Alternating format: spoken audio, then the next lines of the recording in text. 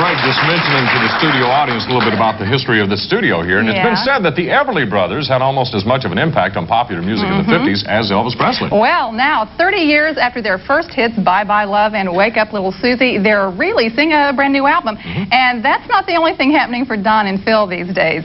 The Everly's hometown of Central City, Kentucky, decided recently to honor the brothers. It was a big to-do, and John Davis was there for all the fun. The Everly Brothers made their mark on the rock and roll community with such hits as Bye Bye Love and Kathy's Clown. But to the small community of Central City, Kentucky, they're just the Everly boys, Don and Phil. When they came home recently for a family reunion, they rolled out the red carpet. It was a hometown parade on the grandest scale, complete with floats, horse and buggies, fire trucks, and the grand marshals were Central City's favorite sons, the Everly Brothers. How you doing? How's it feel to be back in Central City? I got excited when I saw that sign, first sign that says Central City. I mean, it's home, and it reminded me of the times we used to drive back from Iowa, which would take us days. You know, back when we were children, we'd come here every chance we got. But this trip was unlike any other, because Don and Phil returned to a town that was anxiously awaiting their arrival. Hey, kid! First, it was family reunion time, as the Everly clan and the Embrys from their mother's side of the family got together to share laughs and catch up on old times. Is this a bunch or is this a bunch? Hello, Aunt Hattie. How are you? You know, it just starts those feelings going again, and that's the part that is so wonderful. That's what a homecoming is, I guess. We're up here to celebrate the fact that we're from here and we're all alive and well right now, and that's nice. That's a sweet day. Hold it right there. After family pictures, it was time for the Everlys to become a permanent part of Central City's history, as they first put their handprints in cement. That's it? I'm stuck.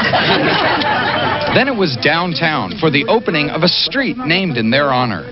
Shall henceforth be known as Everly Brothers Boulevard.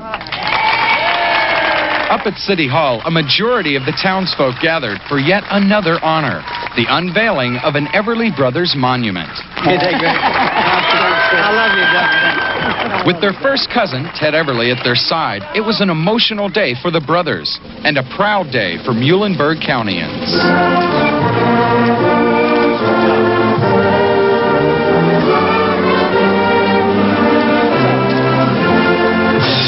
I feel at home here, and I really appreciate what you've done. Thank you all very much. We really love you, truly. What would have made the day complete for the Everlys is if their father, Ike, had lived to see this day. What would Ike do if he was here? Steal the show. Steal the show? Boy, he would, wouldn't he? Without a doubt. He always did wherever we took him. Wake up, little Susie, wake up. Wake up, little Susie, wake up. But Ike didn't steal this show, because the local crowd was treated to vintage Everly Brothers and the first show of what they hope will become an annual music festival. My love, my sweet caress, hello, emptiness, will be like I could die. The proceeds from the Everly's concert went to local charities and a scholarship fund. But the finale of the evening came when their special guests, Katie Moffitt and John Prine, joined the brothers for a song that talks about this special part of the country. Hey, won't take me back to Muhlenberg County, down by the green river, where paradise lives. I'm sorry, my son, but you're too late in half. It's a Peabody's coal train and all the way. It's a Peabody's coal train and all the way.